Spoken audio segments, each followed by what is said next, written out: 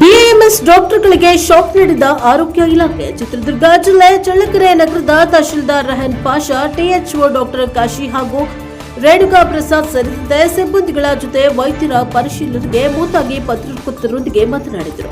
ಚಳ್ಳಕೆರೆ ನಗರದ ಕೆಲ ಬಿಎಎಂಎಸ್ ವೈದ್ಯರು ಅಲೋಪತಿ ಔಷಧಿ, ಇಂಜೆಕ್ಷನ್ ಹಾಗೂ ಡ್ರಿಪ್ ನೀಡ್ತಾ ಇರುವ ಬಗ್ಗೆ ಸಾರ್ವಜನಿಕರಿಂದ ದೂರು ಬಂದ ಹಿನ್ನೆಲೆಯಲ್ಲಿ ಅಧಿಕಾರಿಗಳು ಖಾಸಗಿ ಕ್ಲಿನಿಕ್ಗಳಿಗೆ ಅಚಾನಕ್ ಪರಿಶೀಲನೆ ನೀಡಿ ಮುಂದಾಗಿದ್ದಾರೆ. ಈ ಹಿನ್ನೆಲೆ ವೈದ್ಯರು ತಮ್ಮ ಅಧ್ಯಯನ ವ್ಯಾಪ್ತಿಯಲ್ಲಿ ಚಿಕಿತ್ಸೆ ನೀಡಬೇಕು. ಸುಮ್ಮನೆ ರೋಗಿಗಳಿಗೆ ಡ್ರಿಪ್ ಹಾಕುವುದು, ಆಪರೇಷನ್ಗಳಂತಹ ಹೆಚ್ಚಿನ ಚಿಕಿತ್ಸೆಯನ್ನ ಮಾಡುವಂತಿಲ್ಲ. ಈ ನಿಟ್ಟಿನಲ್ಲಿ ಹೆಚ್ಚಿನ ಚಿಕಿತ್ಸೆ ಕೊಡುವುದು ಕಾನೂನು ಬಾಹಿರವಾಗಿರುತ್ತದೆ. ಬಿಎಎಂಎಸ್ ವೈದ್ಯರು ಕಾನೂನಿನ ಚೌಕಟ್ಟಿನಲ್ಲಿ ಚಿಕಿತ್ಸೆ ಕೊಡಬೇಕು ಹೊರತು ತಮಗೆ ಮನಬಂದಂತೆ ರೋಗಿಗಳಿಗೆ ಚಿಕಿತ್ಸೆ ಕೊಡುವ ಹಾಗಿಲ್ಲ. ಈ ನಿಟ್ಟಿನಲ್ಲಿ ನಗರದ ಹಲವು ಕಡೆಗಳಲ್ಲಿ ಬಿಎಎಂಎಸ್ ವೈದ್ಯರ ಹಾವಳಿ ಹೆಚ್ಚಾಗಿದ್ದು, ಪ್ರತಿಯೊಬ್ಬ ವೈದ್ಯರು ನಿಯಮ ಉಲ್ಲಂಘಿಸಿದರೆ ಪರವಾನಗಿ ರದ್ದುಪಡಿಸುವುದು ಖಚಿತ. ಅಂತಹ ವೈದ್ಯರಿಗೆ ಕಾನೂನು ಕ್ರಮ ಕೈಗೊಳ್ಳಲಾಗುತ್ತದೆ. ಅಲ್ಲದೆ ಅಗ್ನಿ ಸುರಕ್ಷಿತ ಪ್ರಮಾಣ ಪತ್ರ ಹಾಗೂ ಕ್ಲಿನಿಕಲ್ ನೋಂದಣಿ ಕಡ್ಡಾಯ ಇರಬೇಕು.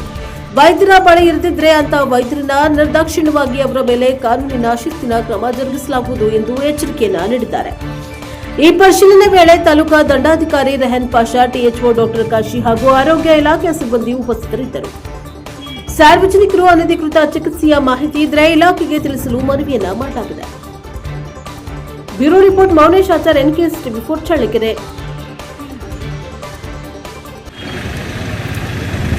ಈ ದಿವಸ ನಾವು ಬಸವೇಶ್ವರ ಹಾಸ್ಪಿಟಲ್ ಒಂದು ಭೇಟಿ ಮಾಡಿದ್ವಿ. ಒಂದು ಕಂಪ್ಲೇಂಟ್ ಇತ್ತು, ಇಲ್ಲಿ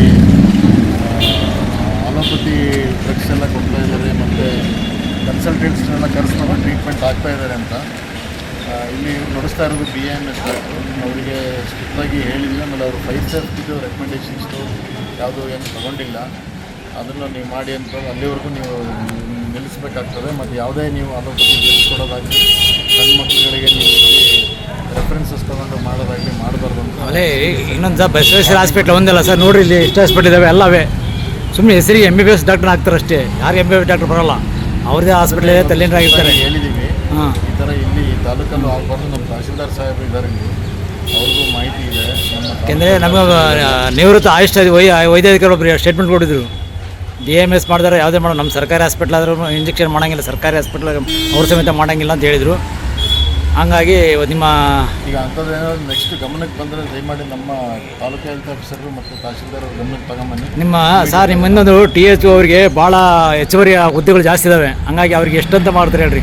ಆಮೇಲೆ ಇಲ್ಲಿ ಎಕ್ಸ್ಪೈರಿ ಆದ ಆಹಾರ ಪದಾರ್ಥಗಳು ಮಾಡ್ತಿದ್ದಾರೆ. ಅದಕ್ಕೆ ನೋಟಿಸ್ ಕೊಟ್ಟಿದ್ದೀವಿ ಅಂತ ಹೇಳಿದ್ರು. ಆ ನೋಟಿಸ್ ಎಕ್ಸ್ಪೈರಿ ಅದು. ಆಮೇಲೆ ನಾವು ಸುದ್ದಿ ಮಾಡಿದ್ಮೇಲೆ ಸುಮಾರು ಜನ ಫೋನ್ ಮಾಡಿದ್ರೆ, ಸರ್ ನಮಗೆ ಸಿಕ್ಕಿತ್ತು ಎಕ್ಸ್ಪೈರಿ ಡೇಟುಗಳು ಆದದ್ದು ಆಹಾರ ಪದಾರ್ಥಗಳು. ಈಗ ಆಫೀಸರ್ ಅಂತ ಮಾಡಿದ್ದಾರೆ, ಅದು ಇತ್ತೀಚೆಗೆ ಆಗಿರೋದು. ಈ ಮುಂದಿನ ದಿನಗಳಲ್ಲಿ ಅವ್ರು ಇನ್ನೂ ಅವ್ರು ಯಾಕಂದರೆ ಅವ್ರು ಪ್ರಭಾವಿ ಇರ್ತಾರೆ. ಅವ್ರು ಯಾಕಂದರೆ ಅವರು ಸಚಿವರದು ಶಾಸಕರ ಹೆಸರು ಹೇಳ್ಕೊಂಡು ಅಧಿಕಾರ ಮೇಲೆ ದಬ್ಬಾಳಿಕೆ ಮಾಡ್ತಾರೆ ಅವರು. ಆಯಿತು, ಈಗ ಅವರಿಂದಲೇ ನೋಡ್ತಾರೆ ನಮ್ಮ ತಾಲೂಕು ಇತ್ತೀಚೆಗೆ. ಈಗ ನೋಡಿರಿ, ಇಲ್ಲೇ ಎಷ್ಟೊಂದು ಹಾಸ್ಪಿಟಲ್ ಇದೆ ನೋಡಿರಿ ಸರ್, ಎಷ್ಟೊಂದು ಹಾಸ್ಪಿಟಲ್ ಎಲ್ಲ BAMS ಜೊತೆಗೆ ನಕಲಿ ಡಾಕ್ಟ್ರು ಇದ್ದಾರೆ, ಇಲ್ಲಿ ನಕಲಿ ಕ್ಲಿನಿಕ್ಗಳು ಇದ್ದಾವೆ. ಸಾರ್ವಜನಿಕರು ಕಂಪ್ಲೇಂಟ್ ಬಂದಾಗ ಇವತ್ತು ಯಾಕೆ ಆರೋಗ್ಯದ ಮೇಲೆ ಹೆಚ್ಚು ದುಷ್ಪರಿಣಾಮ ಬೀಳ್ತಾವೆ, ಇದೇ ಉದ್ದೇಶನೇ ರೈಡ್ ಮಾಡಿ ಅದನ್ನೆಲ್ಲ ಸ್ಟಾಪ್ ಮಾಡ್ತೀವಿ. ಸರಿ, ಓಕೆ ಸರ್. ಅವರು ಎಂದು ಇವತ್ತೇ ಪ್ರೋಗ್ರಾಮ್ ಮಾಡಿದ್ರು. ಅವತ್ತು ನಾನು ಬಂದಿದ್ದು 8 ವರ್ಷದ ಮಗುವಿಗೆ 8 ವರ್ಷದ ಮಗು ಮತ್ತು 86 ವರ್ಷದ ಅಜ್ಜನ ಡೈರೆಕ್ಟಾಗಿ ನೋಡಿ, ಆಮೇಲೆ CC ಕ್ಯಾಮ್ರಾ ಇಟ್ಟು ನೋಡಿ, ಎಷ್ಟು ಅವತ್ತು 25 ಜನ ನೋಡಿದ್ರು. ಮಕ್ಕಳಲ್ಲೇ 5-6 ಜನ ಇದ್ದಾರೆ. ಆಮೇಲೆ ಓಬಣ್ಣ ಅನ್ನೋರಿಗೆ ಅಡ್ಮಿಟ್ ಮಾಡಿದ್ವಿ. ಅವರು ಬಿಟ್ಟು ಎಷ್ಟು ಬಂದಿದೆ ಗೊತ್ತು, ಅವ್ರು ಹುಟ್ಟಿ 1 ದಿನಕ್ಕೆ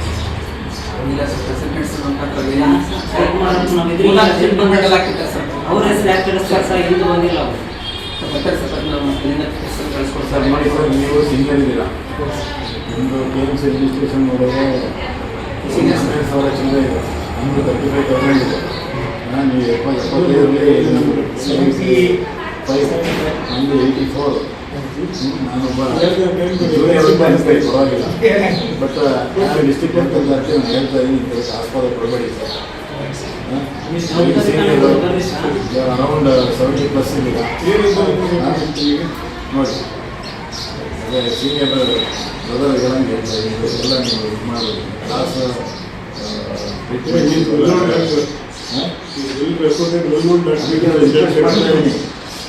ನಾನೇ ಹೋಗ್ತಿರೋದು ಅದಕ್ಕೆ ರಿಕ್ವೆಸ್ಟ್ ಮಾಡ್ತಾ ಇದ್ದೀನಿ. ನಾನೇ ಹೋಗಿದ್ದೀನಿ. ಅದಕ್ಕೆ ಸಹ ಅವ್ರ ಹೆಸರು ಬಿಡೋದಿಲ್ಲ ಅಂತ ಬೋರ್ಡ್ ಹೇಳಿರ್ತಾರೆ. ಇಲ್ಲಿ ಸರ್ ಮಾಡಿ ನಮ್ಮದು ಅಲ್ಲೇ ನಾವು ಹೋಲ್ಡ್ ಮಾಡೋದಕ್ಕೆ ನಿಮ್ಗೆ ಹೇಳಿದ್ದೀವಿ. ನಾವು ಯಾವುದೂ ಕೊಟ್ಟಿಲ್ಲ, ತಿಳಿಸಿದ್ದೀವಿ. ನಾವು ಫೈಲ್ ತೊಗೊಳ್ಳಿ ಅಂತ ಹೇಳಿದ್ದೀವಿ. ನಾವು ರೆಕಮೆಂಡೇಶನ್ ಕೊಟ್ಟು ನೀವು ತಗೊಳ್ಳಿಲ್ಲ. ಆಮೇಲೆ ನೀವು ನಮ್ಮ ಹತ್ರ ಬಂದಿಲ್ಲ. ಅದು ಹಂಗೆ ಅದು 90 days ತುಂಬ ಸೈಡ್ ಬಂದಿದೆ ಸರ್. ಇಲ್ಲಿ ಡಾಕ್ಟರ್ಗಳೆಲ್ಲ ಭೇಟಿಯಾಗಿ ಬಂದಿದೆ ಸರ್. ಫೈಲ್ ಮಾಡಿಸ್ಕೊಂಡ್ರೆ ಅಂತ ಅಲ್ಲೋದ್ರೆ ಸಾಕಷ್ಟು ದುಡ್ಡು ಕೇಳ್ತಾರೆ, ಎಲ್ಲ ಪ್ರೊಸೀಜರ್ ಕೇಳ್ತಾರೆ. ನಾನು ಬಂದ ಮೇಲೆ ಫೈಲ್ ಆದ್ಮೇಲೆ ಯಾರಿಗೂ ಕೊಟ್ಟಿಲ್ಲ. ಹೀಗಾಗಿ ಆನ್ಲೈನಲ್ಲಿ ಮಾತ್ರ ಇದು ಸಿಕ್ಕಿದ್ದು ಇಟ್ಕೊಂಡಿದ್ದೆ ಸರ್. ಅದು ಮಾಡೋಣ ಅಂತ ಸ್ಟಾರ್ಟ್ ಮಾಡಿ ರೆಡಿ ಮಾಡ್ಕೊತೀನಿ ಸರ್. ಫೈಲ್ ಮಾಡ್ತೀನಿ, ಇಮಿಡಿಯೇಟ್ ಸ್ಟಾರ್ಟ್ ಮಾಡಿ. ಫೈಲ್ ರೆಡಿ ಮಾಡ್ತೀನಿ.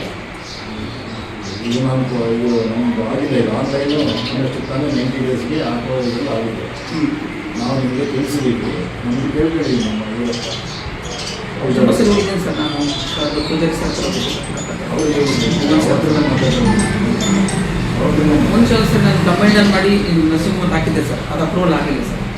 DMS ಡಾಕ್ಟರ್ ಅನ್ಕೋತಿ ಡಾಕ್ಟರ್ ಕೂಡ ಕಮೆಂಟ್ ಮಾಡಿದ್ದೆ. ಅದೊಂದು ದುಡ್ಡು ವೇಸ್ಟ್ ಸರ್. 25,000 ದುಡ್ಡು ವೇಸ್ಟ್ ಸರ್. ಮಾಡೋದಿಲ್ಲ. ಹ್ಞೂ ಸರ್. ಅದು ಮತ್ತೆ ಆಮೇಲೆ ಮತ್ತೆ ಅಲೋಪತಿ ಡಾಕ್ಟರ್ಸೇ ಆಗ್ತಿತ್ತು. ನಮ್ಮ ಕೊಟ್ಟು ಮಾಡ್ತೀನಿ ಮಾಡ್ಕೊಡ್ತೀವಿ ಸರ್.